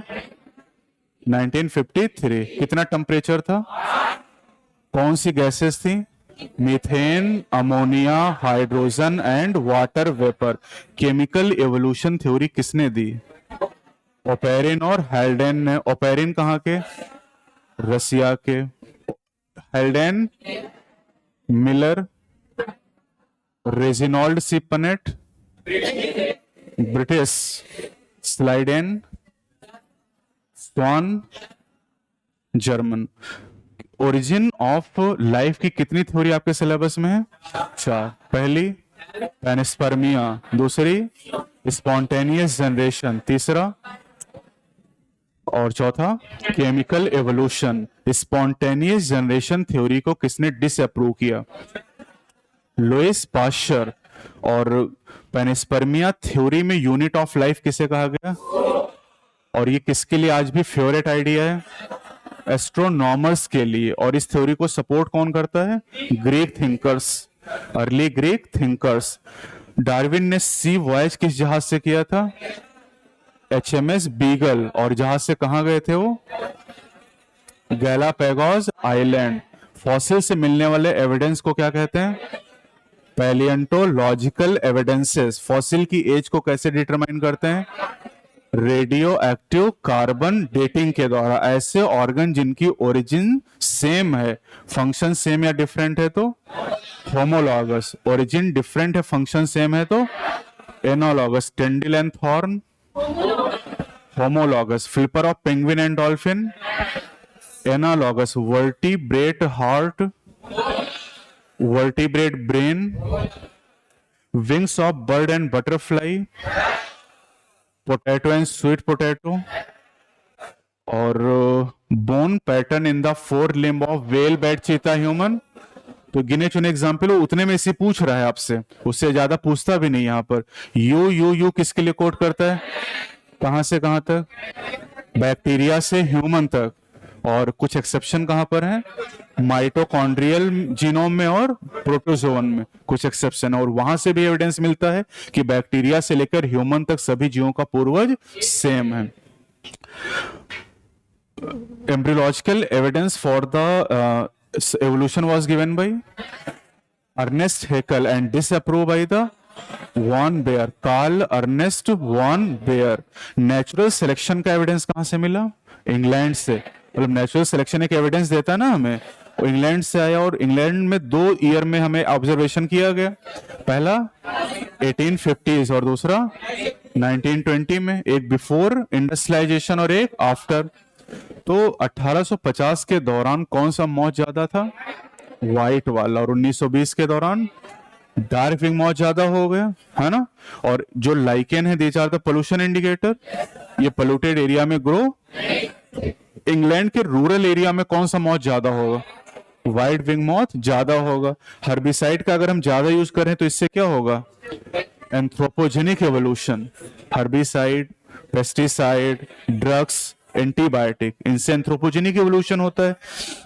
और एक वीडी साइड हम लोग पढ़ते भी कौन सा 2,4-D, ये एक सिंथेटिक ऑक्सिन है, किसको किल करता है डाइकॉट को, मोनोकॉट पे इसका कोई प्रभाव नहीं होता है। एडॉप्टिव रेडिएशन के कितने एग्जाम्पल हैं 3। पहला डार्विन फिंचेस इन गैलापागोस आइलैंड, दूसरा ऑस्ट्रेलियन मार्शोपियल, और तीसरा प्लेसेंटल मैमल इन ऑस्ट्रेलिया। और अगर एक ही एरिया में 2 एडॉप्टिव रेडिएशन हो तो कन्वर्जेंट एवोल्यूशन, जैसे lemur, spotted cuscus wolf, Tasmanian wolf, numbat, anteater, bobcat, Tasmanian tiger cat, flying squirrel, flying phalanger. तो इस तरीके से आप पेयर याद रखोगे, सवाल हो जाएंगे। फिर यहां पर हम लोगों ने बात की थ्योरीज ऑफ इवोल्यूशन, कितनी थ्योरी हैं 4। नंबर 1 लैमार्किज्म, पहली थ्योरी लैमार्क के द्वारा दी गई, और लैमार्क क्या थे फ्रेंच नेचुरलिस्ट, और इन्होंने एग्जाम्पल दिया किसका जिराफ का। Use and disuse of organ, idea of inheritance of acquired character. दूसरी थ्योरी डार्विन के द्वारा दी गई, कौन सी natural selection. The essence of Darwinian theory is the natural selection, and key concept number 1 branching descent, and number 2 natural selection. Darwin किससे influence थे, Malthus ने किस पे से लिखा, पॉपुलेशन पे जीएन रामाचंद्रन, लाइनस पॉलिंग किस पे काम कर रहे थे, alpha helix and beta sheet, किसके स्ट्रक्चर सेकेंडरी स्ट्रक्चर है ना ये। प्रोटीन कोलेजन का ट्रिपल हेलिकल मॉडल किसने दिया, कब 1954 में, किसमें पब्लिश हुआ, नेचर में इसको पब्लिश किया गया था। तीसरी जो थ्योरी है वो है म्यूटेशन थ्योरी, और म्यूटेशन थ्योरी किसने दिया, Hugo de Vries, one of the rediscoverer of Mendel's work. और ये म्यूटेशन थ्योरी कब दी गई, first decade of the 20th century. किस पे काम किया था, इवनिंग प्रिमरोज, तुम लोग को याद करना है। ओइनोथेरा तो बाद में पूछेगा, वो ओइनोथेरा लैमार्कियाना बाद में, पहले क्या याद करोगे इवनिंग प्रिमरोज। और इन्होंने एक वर्ड दिया था क्या, saltation. Saltation is the single step large mutation. Darwin के हिसाब से वेरिएशन स्मॉल एंड डायरेक्शनल, और डेवरीज के हिसाब से रैंडम एंड डायरेक्शन लेस। और फिर हम बात करते हैं हार्डी विनबर्ग प्रिंसिपल। यहां पर डोमिनेंट एलील की फ्रीक्वेंसी पी, रिसेसिव की क्यू, होमोजाइगस डोमिनेंट की पी स्क्वायर, होमोजाइगस की होमोजाइगस की P square plus Q square, ballet कहीं के हेट्रोजाइगस की 2p क्यू, होमोजाइगस रिसेसिव की क्यू स्क्वायर, होमोजाइगस डोमिनेंट की होमोजाइगस की P square plus Q square, homozygous dominant अलील की पी और रिसेसिव एलील की क्यू। सवाल कल हमने कर ही लिए थे इसके कि कैसे आपको सॉल्व करना है। हार्डी विनबर्ग इक्विलिब्रियम जब तक मेंटेन रहेगा तब तक एवोल्यूशन नहीं होगा।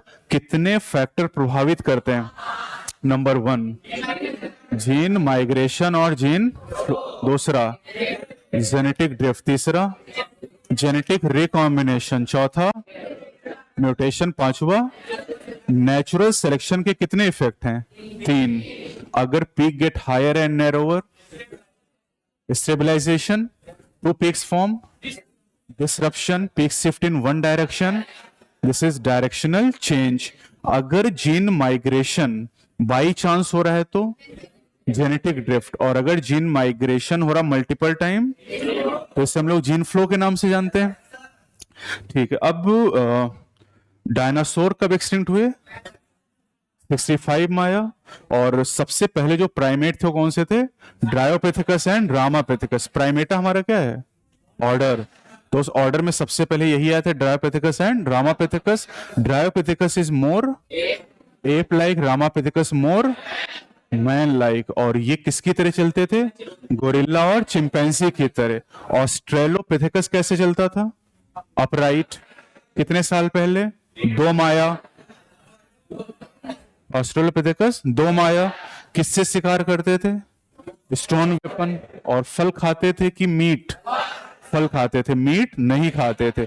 मीट खाना किसने शुरू किया, होमो इरेक्टस ने, होमो इरेक्टस का brain size 900 CC, Homo habilis का 650 से 800, मॉडर्न मैन का 1450, निएंडरथल का 1400 और क्रोमैग्नन का 1650। क्यों पेंटिंग कहां पर?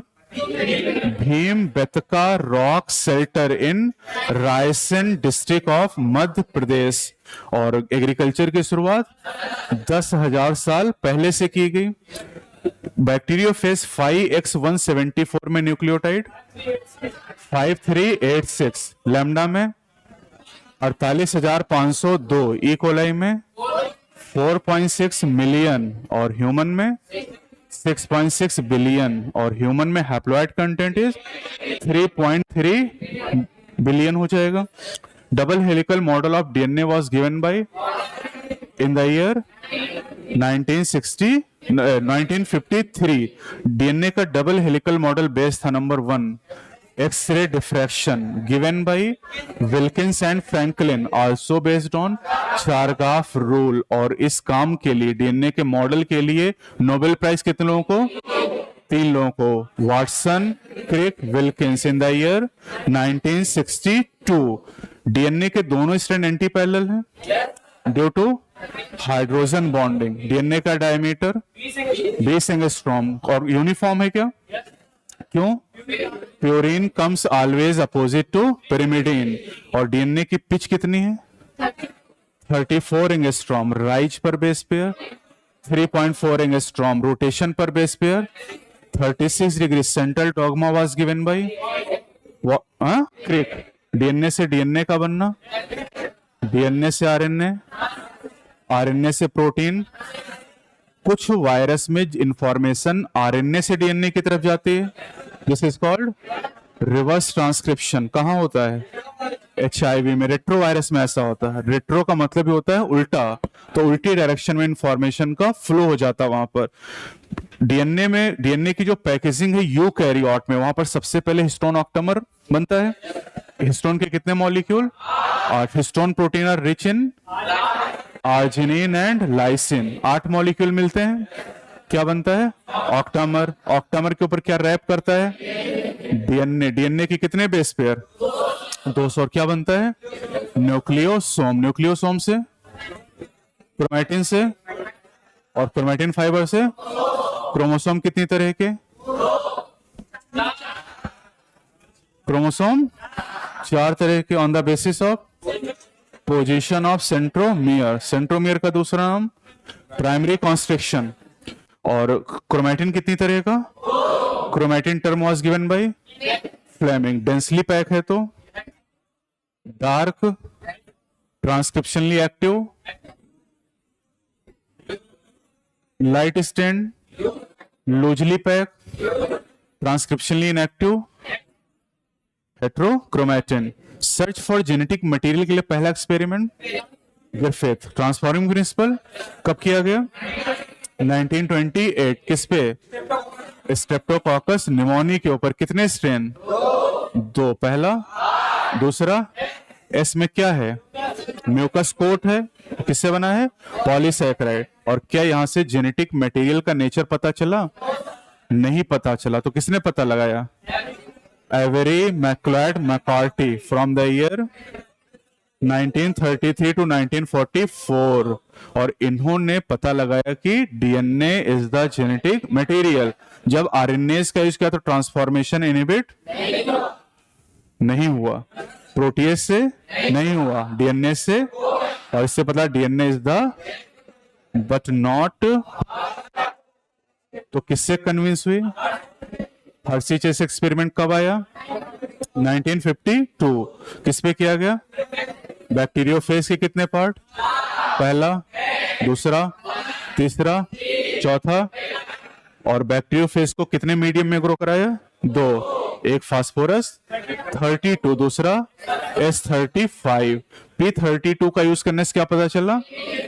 DNA is the genetic material. और S35 से protein is not genetic material. कैसा प्रूफ हो गया ये? अनइक्विवोकल। लेकिन फिर कुछ वायरस का पता चला जिनका जेनेटिक मटेरियल आरएनए, जैसे टीएमवी, एचआईवी, क्यूबी बैक्टीरियोफेज, और तब बनाने पड़े क्राइटेरिया। कितने क्राइटेरिया? नंबर 1, 2, 3 और चौथा स्टेबिलिटी में कौन बढ़िया है? डीएनए। ट्रांसमिशन में, स्टोरेज में, म्यूटेशन में, एक्सप्रेशन में, आरएनए। क्योंकि आरएनए अपने एक्सप्रेशन के लिए डीएनए पर निर्भर करता है। पहला जेनेटिक मटेरियल आरएनए से ही डीएनए विकसित हुआ through the chemical modification. Sugar में क्या हुआ? डीऑक्सीजनेशन, और बेस में मिथाइलेशन, है ना। थायमिन का दूसरा नाम 5 methyl uracil. Semi conservative replication scheme किसने दिया? Watson and Crick in the year 1953, and this is proved experimentally by Michelson and Stoll in prokaryote and Taylor in eukaryote. In the same year 1958 Michelson Stoll experiment में use किया गया किसका? E coli का। और यहां पर इन्होंने यूज किया अमोनियम क्लोराइड, और टेक्निक कौन सी थी? Caesium chloride density gradient centrifugation. और N15 और N14 में कौन रेडियो एक्टिव है? कोई भी रेडियो एक्टिव नहीं है, इसलिए सेंट्रीफ्यूजेशन का यूज कर रहे हैं, ऑटो रेडियोग्राफी यहां पर यूज नहीं कर रहे हैं। और जब भी आप ये मिचेल्सन स्टॉल एक्सपेरिमेंट करेंगे तो उस चीज का ध्यान रखेंगे कि हमेशा शुरुआत हैवी से करेंगे और हमेशा मीडियम लाइट रखेंगे। N15 शुरू करेंगे और N14 मीडियम रखेंगे। और बस 2 बातें ध्यान रखनी है, हर जनरेशन में हाइब्रिड बनेंगे 2, और हैवी कभी नहीं बनेगा, इतना ध्यान रखेंगे। कोई भी सवाल आप कर लेंगे। टेलर ने किस पे एक्सपेरिमेंट किया? विसिया फाबा। कौन सा मटेरियल?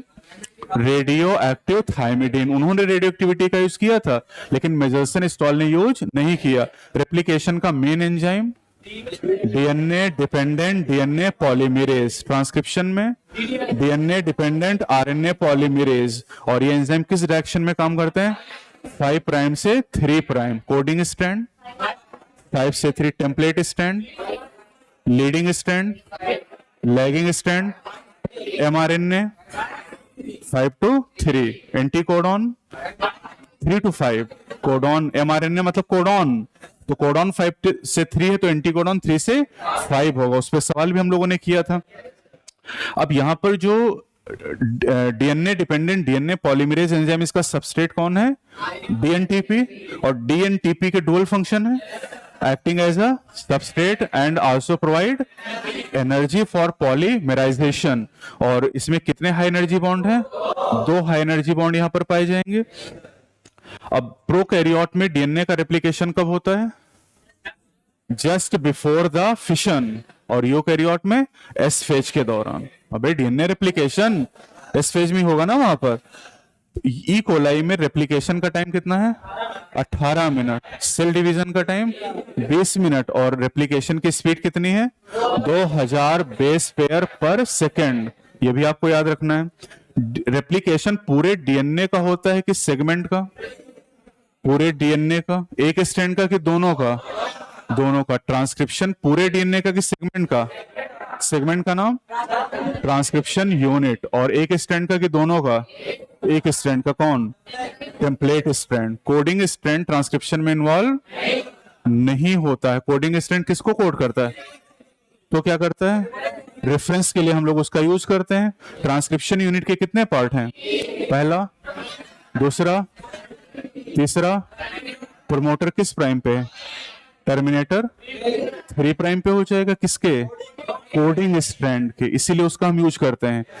अब जब हम आंसर करते हैं तो टेम्पलेट से कर सकते हैं कि कोडिंग से? दोनों से कर सकते हैं। टेम्पलेट से करते समय रूल ऑफ कॉम्प्लीमेंटेरिटी, और कोडिंग से करते समय यूरेसिल को हटा के, नहीं थायमिन को हटा के यूरेसिल लगा देंगे। थायमिन को हटा के यूरेसिल लगा देंगे, काम हो जाएगा हमारा। प्रोकैरियोट में कितनी तरह के आरएनए? कल भी यही पूछा था। कितनी तरह के? 3 तरह के। और प्रोटीन बनाने के लिए कितने चाहिए? तीनों चाहिए। Template, mRNA, brings amino acid, structural, read genetic code, catalytic role. कौन सा RNA? 23 sRNA. This is ribozyme for the peptide bond formation in prokaryote. Eukaryote में 23 sRNA है? नहीं है. यूकैरियोट में कितने हैं? 4. 5, 5.8, 18, 28. 23 तो नहीं यहां पर, वो प्रोकैरियोट में मिलेगा. DNA dependent RNA polymerase prokaryote में कितने हैं? एक. और एक ही तीनों को बना देगा. यूकैरियोट में कम से कम 3 न्यूक्लियस में चाहिए. 5s के लिए 3, 5.8, 18, SN, HN, 28, 5s, थर्ड हो जाएगा टीआरएनए. TRNA third. अबे सेकंड तो एचएन ही बनाता और कुछ करता ही नहीं है. झापड़ मार न दे. हम 3-4 दिन से यही रटवा रहे हैं और आप देखो इसी सवाल को पूछ भी रहा है, उतना याद नहीं हो पा रहा है. तो 1 से 5.8, 18, 28, 2 से HN, 3 से SN, T और 5SR RNA. इतनी सी तो बात है केवल. यानी यूकैरियोट में डिवीजन ऑफ लेबर पाया जाता है, क्योंकि प्रोकैरियोट में ऐसा नहीं है. प्रोकैरियोटिक ट्रांसक्रिप्शन में कितने स्टेप? अबे 3 स्टेप. पहला इनिशिएशन, दूसरा इलॉन्गेशन, तीसरा इनिशिएशन के लिए आरएनए पॉलीमरेज जो होता है वो किससे जुड़ता है? और टर्मिनेशन के लिए रो फैक्टर. पॉलीसिस्टोनिक जीन कहाँ है? और मोनोसिस्टोनिक जीन? यूकैरियोट के मोनोसिस्टोनिक जीन स्प्लिट हैं, मतलब उसमें एक्सॉन है कि इंट्रॉन, और दोनों में किसका ट्रांसक्रिप्शन होता है? दोनों का हो जाता है. यानी यहाँ एमआरएनए नहीं बनता है, एचएन बनता है, क्योंकि उसके पास एक्सॉन भी है और एंट्रॉन भी है. और ये जो प्राइमरी ट्रांसक्रिप्ट एचएन आरएनए है ये इनएक्टिव है, इसका ट्रांसलेशन नहीं हो सकता. तो हमें इसमें क्या हटाना है? एंट्रॉन और एक्सॉन को जोड़ना है. तो इसके लिए हम प्रोसेसिंग करेंगे. प्रोसेसिंग में कितने स्टेप? सबसे पहले स्प्लाइसिंग. स्प्लाइसिंग में किसको काट के हटाएंगे? एंट्रॉन को हटा देंगे, एक्सॉन को जोड़ देंगे. दूसरा कैपिंग किधर करेंगे? 5 प्राइम पे. किसका? Methyl guanosine triphosphate. टेलिंग किधर? 3 प्राइम पे. किसका? Poly adenylate residue. कितने? 200 से 300 in template independent manner. DDRP कैसे काम करता है? टेम्पलेट डिपेंडेंट मैनर में. और सेवरो का एंजाइम टेम्पलेट इंडिपेंडेंट मैनर में. सेवरो का एंजाइम का नाम polynucleotide phosphorylase. Polynucleotide phosphorylase. Genetic को ट्रिपलेट होता किसने बताया? किसने प्रूफ किया? Hargobind Khorana and Marshall Nirenberg. Codon triplet होते हैं. कितने कोडॉन है? 64. अमीनो एसिड के लिए कितने? 61. मतलब 3 कोडॉन कोड. इन्हें क्या कहते हैं? Stop codon. पहला, दूसरा, तीसरा. और एक कोडॉन एक अमीनो एसिड को कोड करता है. This is specific and unambiguous. 1 amino acid में भी coded by more than 1 codon. This is called degeneracy. और कोडॉन में कोई पंक्चुएशन का यूज नहीं किया जाता है. और कोडॉन आर नियरली यूनिवर्सल, क्यों कुछ एक्सेप्शन भी हैं. और डुअल फंक्शन किसका? एयूजी का.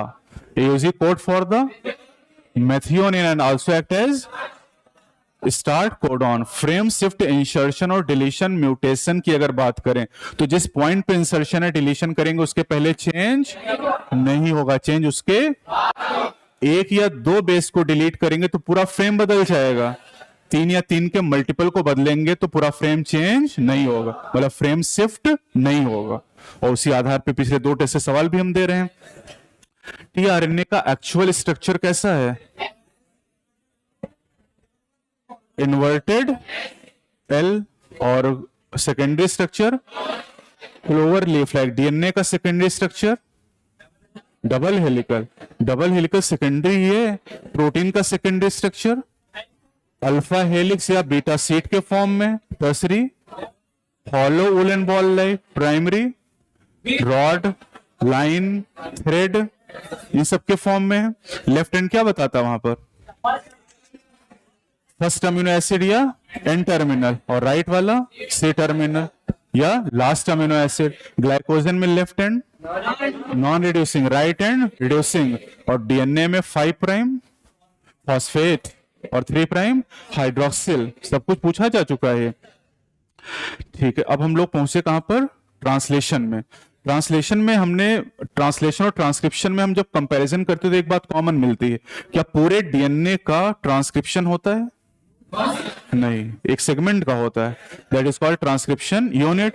क्या पूरे एमआरएनए का ट्रांसलेशन होता है? नहीं, जिसका होता है उसे कहते हैं ट्रांसलेशनल यूनिट। और ट्रांसलेशनल यूनिट के कितने पार्ट? 3। पहला start codon, code for polypeptide and stop codon. और इस ट्रांसलेशनल यूनिट के अलावा जो पार्ट है that is called UTR. UTR is the untranslated region. Untranslated region 5 prime पे कि 3 प्राइम पे? दोनों तरफ। 5 प्राइम मतलब बिफोर स्टार्ट कोडॉन, और 3 प्राइम मतलब आफ्टर स्टॉप कोडॉन। याद रहेगा? अब ये 2-3 दिन से कहानी बता रहे हैं। जीन रेगुलेशन यूकैरियोट में कितने लेवल? 4। पहला ट्रांसक्रिप्शनल, दूसरा प्रोसेसिंग, तीसरा ट्रांसपोर्ट, चौथा ट्रांसलेशनल। यूकैरियोट में कितने लेवल नहीं हो सकते? 2। कौन सा? चारों होंगे। अभी मारे झापड़ हम तो। 2 नहीं हो सकते, एक प्रोसेसिंग और दूसरा ट्रांसपोर्ट। प्रोसेसिंग क्यों नहीं होगा?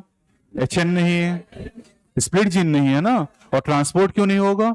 कोई वेल डिफाइंड न्यूक्लियस नहीं है। तो प्रोकैरियोट में कितने लेवल? 2, transcriptional and translational. और इसलिए कपल प्रोसेस भी था वहां। लेकिन मेन कौन है? Transcriptional initiation. और ये तो लैक ऑपरॉन है। लैक ऑपरॉन में लैक का मतलब लैक्टोज, और lac operon system was given by Jacob and Monod. किसमें? ई कोलाई में। लैक ऑपरॉन में सीक्वेंस क्या बताया था? पीपोजिया। आई इज द, आई ही नहीं जान पाया आज तक, regulatory gene. I comes from inhibitor से। आई जीन क्या बनाता है? Refresher protein. जब लैक्टोज है कि नहीं है? दोनों में। ये कॉन्स्टिट्यूटिव जीन है, इसका एक्सप्रेशन कंडीशन पर निर्भर नहीं करता है। लैक्टोज हो चाहे ना हो, रिप्रेशर बनेगा। अगर लैक्टोज नहीं तो रिप्रेशर किससे जुड़ेगा? ऑपरेटर से। और तब आरएनए पॉलीमरेज प्रमोटर से जुड़ नहीं पाएगा, और जुड़ेगा नहीं तो इनिशिएशन नहीं होगा, और इनिशिएशन नहीं होगा तो एंजाइम नहीं बनेंगे। और क्या जरूरत है? नहीं है, क्योंकि लैक्टोज नहीं है। जिया आपने पढ़ा, जेड पॉट for the beta galactosidase, y for the permease, और ए फॉर द। और तीनों में किसकी जरूरत है लैक्टोज मेटाबॉलिज्म के लिए? तीनों की। और जब सेल के अंदर लैक्टोज आ गया तो लैक्टोज किससे जुड़ेगा? रिप्रेशर से। तो रिप्रेशर जुड़ नहीं पाएगा। ऑपरेटर से तो आरएनए पॉलीमरेज जुड़ेगा, प्रमोटर से और ट्रांसक्रिप्शनल इनिशिएशन हो जाएगा, और लैक एमआरएनए बनेगा। कितने? 1। और प्रोटीन बनेंगी 3। और क्या जरूरत है? यस। तो अगर लैक्टोज है तो लैक ऑपरॉन स्विच ऑन, और नहीं है तो स्विच ऑफ। यानी lactose act as inducer. Lactose के अलावा एलोलैक्टोज, और यहां पर ग्लूकोज या गैलेक्टोज इंड्यूसर नहीं हो सकते। और ये जो ओपेरॉन है, पॉजिटिव की नेगेटिव? दोनों। पॉजिटिव किसके हिसाब से? इंड्यूसर के हिसाब से। नेगेटिव रिप्रेशर के हिसाब से। इंड्यूसिबल की repressible? This is inducible operon because it is a catabolic operon. Repressible operon केवल एनाबोलिक ऑपेरॉन होते हैं। ये कौन सा है? Catabolic operon. अगला टॉपिक कौन सा था? एचजीपी। एचजीपी कब लॉन्च किया गया? 1990 में। कितने साल का था? कब कंप्लीट हुआ? लेकिन क्रोमोसोम 1 की सीक्वेंसिंग मई 2006। सबसे ज्यादा जीन 1 पे कितने? 2968। सबसे कम वाई पे कितने? कितने क्रोमोसोम की सीक्वेंसिंग हुई? 24। 22 ऑटोसोम, 1 एक्स और 1 वाई। और वाई क्रोमोसोम काफी छोटा है, और इसलिए यहां से प्रूव भी हो रहा है उस पे जीन का नंबर सबसे कम है। कितने टोटल जीन डिस्कवर किए गए? 30,000। एक एवरेज जीन में कितने बेस? 3,000। और सबसे बड़ा जीन कौन सा? डिस्ट्रॉफिन। कितने बेस? 2.4 मिलियन। 24 लाख बेस हैं, जबकि एक एवरेज जीन में 3,000 बेस होते हैं। सिम्प्स की कितनी लोकेशन? 1.4 मिलियन। अच्छा, प्रीवियस एस्टिमेट कितना था जीन का? 80,000 से 1,40,000। मिले कितने? 30,000 जीन मिले। कितने परसेंट जीन का काम नहीं पता है? More than 50%। और कितना जीनोम प्रोटीन को कोड करता है? Less than 2%। कितना परसेंट डीएनए हम लोगों का सेम है?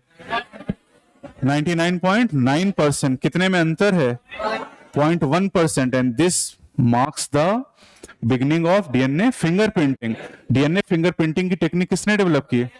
एलेक्स जेफरी ने। कौन सी technique? Southern blot.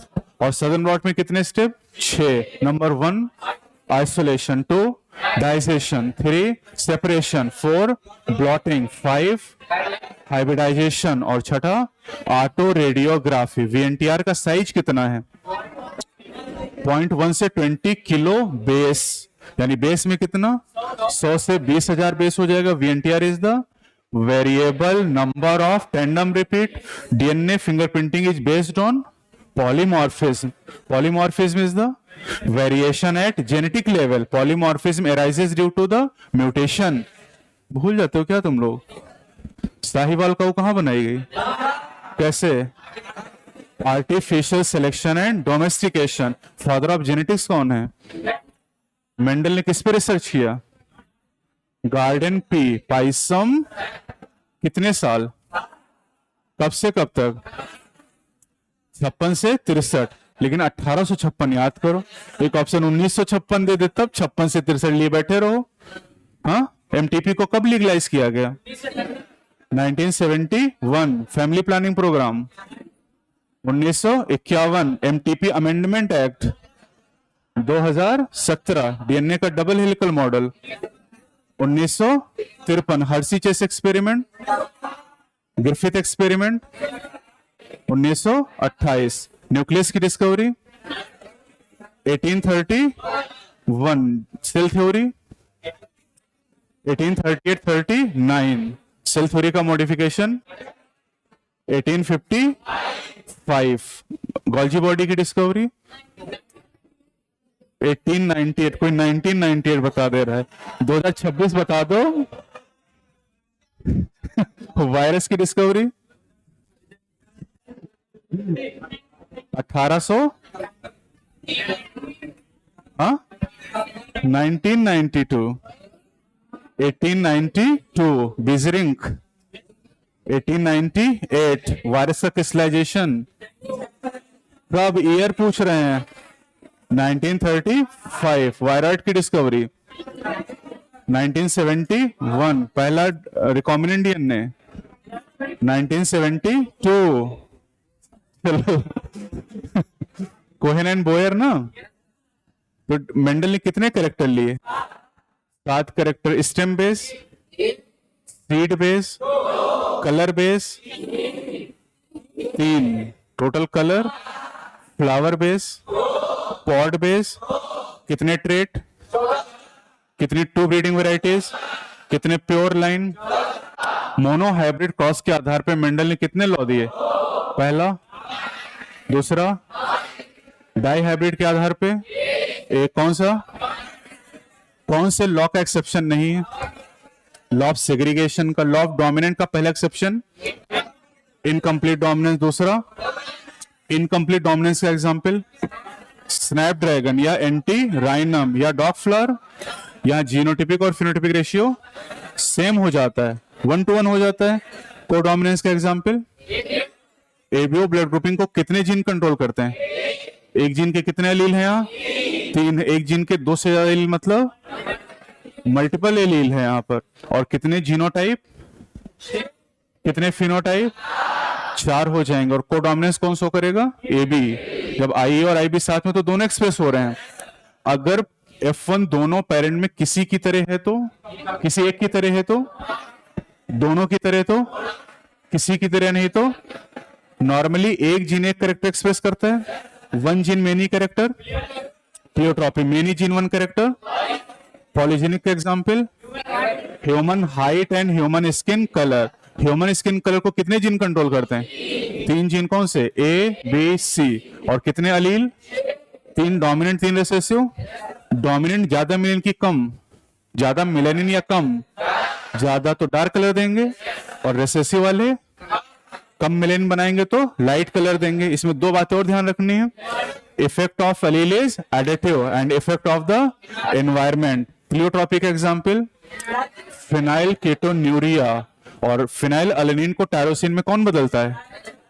Phenyl अलेनिन hydroxylase enzyme नहीं है, तो phenylalanine converted into phenyl pyruvic acid that accumulated in brain and causes mental also reduction in the hair and skin pigmentation. Genetic disorder कितने तरह के? पहला, दूसरा, मेंडेलियन का कारण, single gene mutation, myotonic dystrophy, autosomal phenylketonuria, thalassaemia, sickle cell anaemia, cystic fibrosis, haemophilia, colour blindness. X linked recessive disorder पापा से किसमें जाता है?